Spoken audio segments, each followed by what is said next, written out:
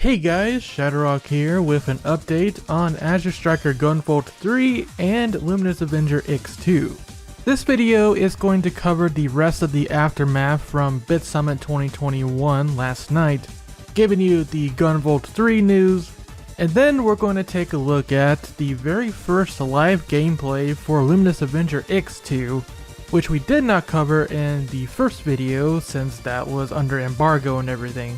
But still, I do want to say, if you have not watched the first Luminous Avenger X2 video yet, I highly recommend you do that because that's where I talk about other aspects, not just the gameplay, such as a little bit about the story, for example.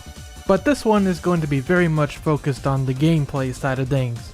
So let's start off by taking a step back and talking about Azure Striker Gunvolt 3. Right off the bat, the marketing for Gunvolt 3 so far has been really weird. The game has been shown off 3 times at this point, and every time it's always amounted to Inafune coming on screen to give you a little update about the development, a little trailer that shows some of the gameplay for Gunvolt and the new character Kieran, and maybe a development video showing Inafune and the other action directors in action. But beyond that, nothing much else to really talk about. And the same thing applies to what happened last night. We got a 6-minute video for Gunvolt 3. Most of that video consists of Inafune talking to the other directors about Kieran's gameplay. And this is on that very same stage we've seen time and time again. Nothing really new to say about it. But they did talk about some of what goes behind the scenes, talking about how they're going to make her gameplay and all that, make it more interesting for action game fans and newcomers alike. And in this latest update, they decided to give her a new move known as the Warp Slash, which allows Kieran to deal a devastating blow to any enemies that have been tagged. You can take on enemies one at a time, or you can tag a bunch of different enemies and then attack all of them at the same time while Kieran zips around. Otherwise, if you choose not to use the talismans to tag, you could still wield your sword like Zero basically, or any other sword wielding character in a 2D action game. But that's really all there is to say about the gameplay side of things. Everything else they showed we've already covered in other analysis videos from the past. Like how Gunvolt plays a lot more like COGEN now, which I think is going to become a really interesting prospect once we get into the Luminous Avenger X2 gameplay here in a bit. The 2 bosses, the Gunvolt doggo, we've already seen all that before. So let's just move on to the last little bit, which is Inafune coming on and talking about how he's confident the game is going to be a good one. And now for Gunvolt 3, they are targeting a summer 2022 release window. And that's actually a bit sooner than I thought it would be. I was thinking maybe fall or winter 2022. And Inafune does say it's a goal, so I wonder if they're actually going to hit it. Because again, all they've shown us so far is the same stage, the same character. And I understand, you have to refine that gameplay before you even make levels. Inafune says that himself in the video. But man, it just feels like they're still really early on in development. But I guess they still have a little less than a year to finish everything else, so let's see how it goes. In conclusion, Kieran has a Warp Slash now. The game is aiming for summer 2022. Oh, and Inafune dropped Mega Man by name during the video. That was cool. You know, that time I worked on Mega Man X and I really wanted a wall jump, so I added it in the X series because I couldn't do it in the classic series. And then they start talking about Mega Man before the video closes. Well, there you go, guys. There's your Mega Man content. Woo! Yeah, baby! That's what I've been waiting for. That's what's all about. Woo! Part of me wonders if the whole reason why they're doing this weird behind-the-scenes marketing scheme with Gunvolt 3 is so that they can prop up Inafune as an accomplished director after all the bad rep he's gotten lately with, you know, the Mighty No. 9s and stuff. Wait, what? But that's just a theory, a game theory. And now let's move on to Luminous Avenger X2! Now, a quick reminder, if you haven't seen the first video, I definitely recommend you check that one out first, because I am not going to be repeating any information here. But I do have an update concerning the physical release. So in Japan, they're doing a PlayStation 4 and Nintendo Switch physical release, and they also got a limited edition, which comes with a strategy guide for LAiX 1 and 2, a Muse of Hope Lola vocal CD, and a music video DVD. In addition, the physical releases comes with a DLC boss fight against the protagonist of COGEN Sword of Rewind that Gem Drop is working on, along with NT Creates it looks like, and her name is Kohaku Otori, not to be confused with Kohaku from Luminous Avenger X. It's a different character entirely. On the note of COGEN Sword of Rewind though, that game does apparently have NT Creates involved with it, and it looks pretty much like a mix between a Gunvolt game and a Prince of Persia game, especially with that time travel mechanic. So I wonder if that's even worth covering on the channel. What do you guys think? Let us know in the comments. I'd love to hear your thoughts, if you are interested in any kind of coverage on that game. Oh, wait a minute. We're actually getting our first COGEN Sword of Rewind news story today. You guys are lucky. Because, similar to the fact that COGEN's protagonist is going to be a boss in Luminous Avenger X2 via DLC, vice versa, COGEN is going to be a playable character in COGEN. And this collaboration lines up because both COGEN Sword of Rewind and Luminous Avenger X2 are launching on the very same day, January 27th, 2022. So you get 2 games with COGEN in it on the same day. Not bad. Now looking at the gameplay footage here, I gotta say right off the bat, COGEN actually looks more fun to play in COGEN than what we've seen so far in Luminous Avenger X2. Well, that's funny. And that's simply because in COGEN, our boy COGEN here retains all of his high speed, high flying gameplay, dashing between walls, and all the things you remember from Luminous Avenger X1. Although this time, COGEN's dashes actually deal damage to enemies when you collide with them. The only difference is, at least in the trailer, we didn't see any examples of him using his gun. It's all about that razor blade. Which makes sense because the main protagonist of COGEN only uses a sword as well, so this is probably for balancing reasons. Still, this gameplay right here looks way more enticing than what's in Luminous Avenger X2, where COGEN is slow and stiff. But more on that later. For now, let's get right back to the news! Oh, but I saved the best pre-order bonus for last. Oh yes. Do you guys remember that glorious Blaster Master 03 pre-order artwork? Oh, I'm sure you do. Well, NT is back at it again with the Luminous Avenger X2 pre-order artwork, which is available at different Japanese retailers if you pre-order with them. I gotta give my condolences to the new girl, which is named Null. In case you missed it, she's the new partner character that COGEN meets when he enters the parallel universe that turns out to be a all-robot club. So it is reasonable to think that Null would be a robot too, but I didn't think we'd get confirmation this way, because it's pretty dang obvious in the artwork. Unfortunately, I can't really show you it that much because I might actually get in trouble with YouTube if I do. It's that bad. So I'm giving my condolences because the poor girl didn't even last 5 minutes before NT made Rule 34 of her. Yeah, you fan artists out there, you guys are too late. If you don't make that artwork in 5 minutes, you are officially slower than the official developers, because they have already made the artwork for you. That is freaking insane. NT's at it again, I tell ya. So while NT is off to horny jail, if you were wanting an English physical version in the West for Luminous Avenger X2, they did confirm that, quote, the wheels are already turning on the physical version. It's in the works and details will be coming at a later date. Okay, onto the gameplay. So right after the BitSummit panel, they did show off a live gameplay session of the demo. There are 2 stages in the demo, the desert stage and the volcano stage. But all we're seeing today is the desert stage. Which, by the way, I have to make a correction. I was originally under the assumption that it might have been the intro stage, but in truth, it actually belongs to who we're calling Aircraft Woman, the female bee-like boss that has the lands and the aircraft motif. So as the stage begins, this is where we start to get into some controversial topics. And I have a feeling people are going to feel different ways about this, perhaps. Or maybe some of you will agree with me, I don't know.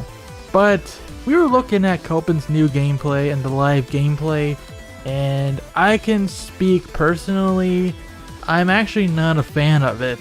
I was so positive on Luminous Avenger X while I was looking at the trailer, but the live gameplay really does tell a different story, and I really did not like what I saw. Allow me to explain. In the previous video we talked about the new break shift form and the bullet shift form.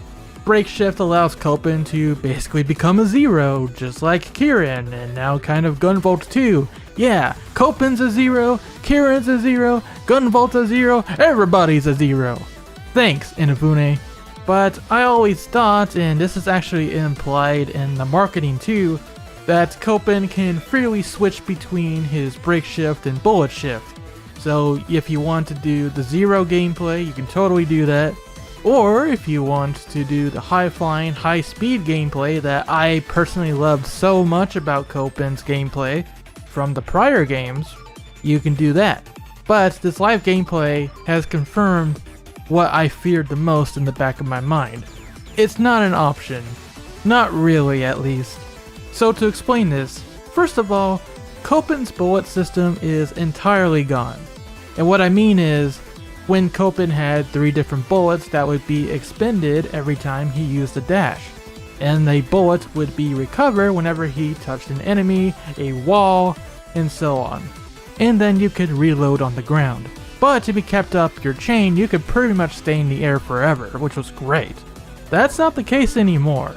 Like I said, in Luminous Avenger X2, bullet system is entirely gone.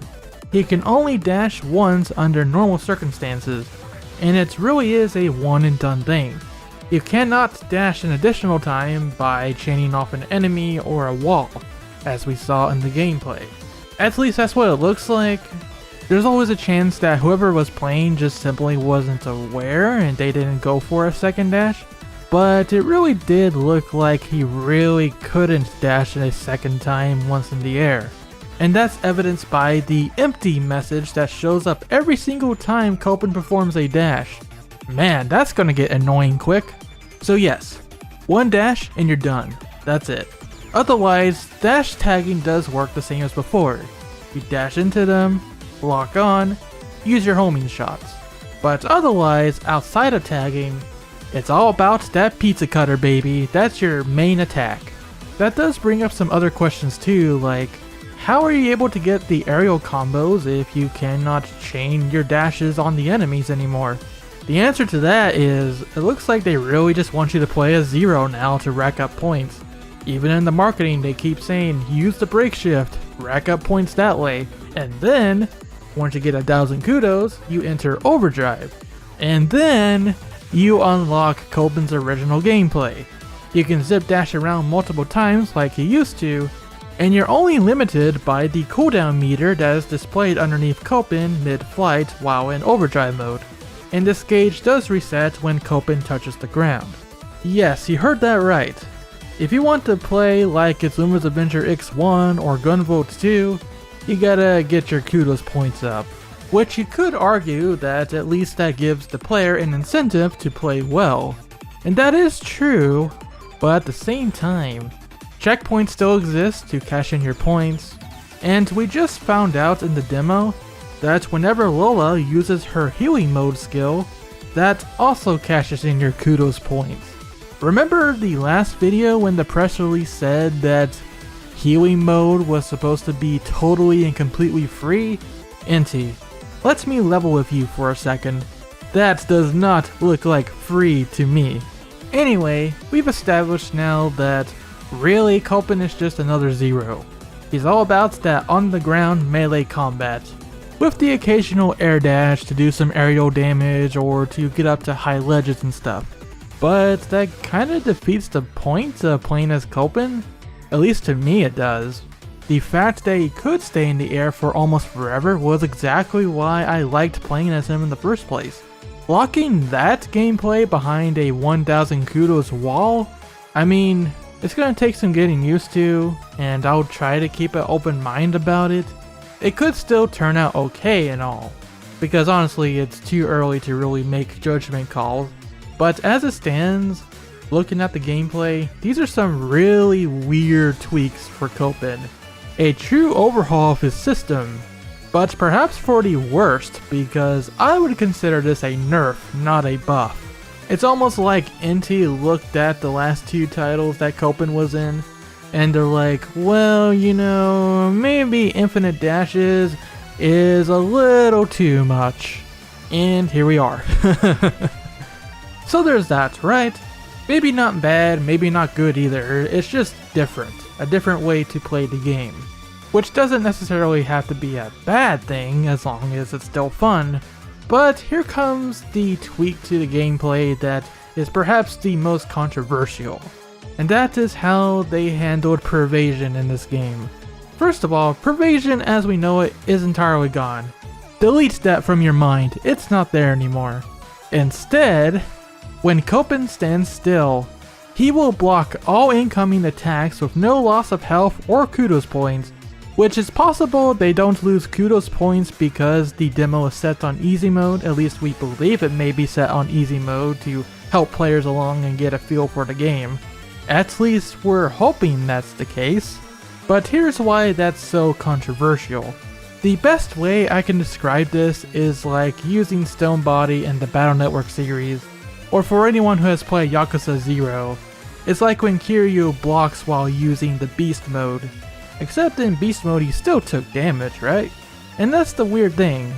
The fact that COGEN doesn't lose any health whatsoever when he blocks. That's pretty broken. So as long as you're standing still, you're totally fine. It's only if you are moving or performing an attack, then you're punished and take damage. That means you can cheese boss fights. Yeah, just take a look at Aircraft Woman's Stinger Torment move. When she summons that large tornado in the middle, COGEN could just stand there and tank the hits with no penalties whatsoever. No kudos lost, no health lost. Dude, that defeats the entire point of the boss fight, of the entire video game even. What danger is there if you can just sit there and tank all the hits all day and not have to worry about anything? That's not fun. And again, I have to reiterate, I think the kudos thing is just the fact that they're set on easy mode. Most likely once we get to the actual full release of the game, you will lose kudos points whenever you get hits no matter what. But the jury's still out on the health thing at least. It's just really odd. And I don't know how I'm supposed to feel about it until I see some gameplay that's not on easy mode. But suffice to say, I almost wonder if they should have not shown any live gameplay, because I feel like that was not a good look. And my excitement for the game tanked right then and there just watching that. But again, I will keep an open mind. I'm not gonna say the game is bad or anything. It's just a different way. I just hope this different way pays off and is actually fun once we get our hands on the full game and can try it out on something other than easy mode. And hey, if all else fails, we're more than likely still gonna get a mind-blowing story, because oh god, I'm not gonna spoil it, but the previous game is pretty dang wild. And with this being a sequel, it's probably just gonna get even wilder from there. And you know, if I still want that original COGEN gameplay, there's still Luminous Avenger X1 and Gunvolt 2. But hey, let's change gears a bit and let me talk about a couple of things I actually liked about the demo. And that has to do with the increase in production value seen here. There's some really nice examples of attention to detail. Like in the beginning, COGEN can clear the sand off the ground, revealing the structure underneath when he swipes with the razor blade. And when the razor blade touches objects, you can see sand coming off of the structures. Also for you Mega Man fans, since all the enemies are robots now, when COGEN cuts them open, they reveal their insides, just like in Mega Man 0 and Mega Man ZX. Ah, now that's the Inti crates I know. Now one more thing guys, we're gonna talk about the Aircraft Woman boss fight real quick. Overall, it's a pretty standard boss fight in any of the Gunvolt games. She has 3 phases, although curiously, the health bar is not displayed in the UI, it's actually just right underneath her. So that means if she leaves the screen, you cannot see her health at any time. You have to wait until she comes back. A little weird, but alright. Anyway, in phase 1, she has 2 attacks. The first one, she zips to one side of the arena and fires 3 missiles that drop to the ground and then move forward. The second attack, she flies low to the ground to unleash 2 blue spheres from her lance that homes in on COGEN's position. Once we get to phase 2, she adds 2 additional attacks. Attack 3 is the one from the trailer actually, where she swoops in to sting like a bee with her lance and then retreats. She comes from the right, left, and then across the ground horizontally. And that's another correction. The trailer made it look like that skill was Stinger Torment. It is not. Attack 4 is when she moves to the center and fires a barrage of missiles to one side as she hovers downwards. Now for her big move, Stinger Torment. She turns into a tornado and destroys the right and left sides of the arena in that order. Then she summons another tornado in the center that pulls COGEN in towards it. And if you are crazy enough to try to dodge that, on either side of the tornado are bits that drop down after a couple of seconds. And if you are curious, the text that shows up before the name call out of the attack reads as follows. The fair maiden looks to the sky, embraced by the noble storm. A cloud burst of missiles rain down. Once we defeat her, the death animation is quite grim. The boss will crystallize and their form disperses into cubes, leaving behind their inner robotic skeleton before they explode. Yeesh, that's brutal. But that is the end of my little analysis of the first live gameplay that has been shown at BitSummit 2021 for Luminous Avenger X2. I gotta say, I'm not feeling as positive as I was on this game after the live gameplay, but I still have hope it will turn out to be alright in the end. It's one of those things where I feel like those of us who are veterans of the series really need to get our hands on this game first to really get a feel for the mechanics, and then determine if it is for the better or indeed for the worse. With that all said, guys, I want to thank you so much for watching. Whether you agree with my opinion or not, that is totally fine. I appreciate you being here all the same. I just want to thank you for hearing me out, and if you like the content, stay tuned to ShadowRockZX for more on Azure Striker Gunvolt, including that third main entry whenever we see something that's not the same scene that we've seen 3 times in a row now, and more on Luminous Avenger X2 as well as the months go on. There is already a live stream planned on September 15th, so it looks like that's going to be when the next update is going to roll around on this game. Until then, thank you so much once again, and until next time, rock on, and have yourselves a great day or night.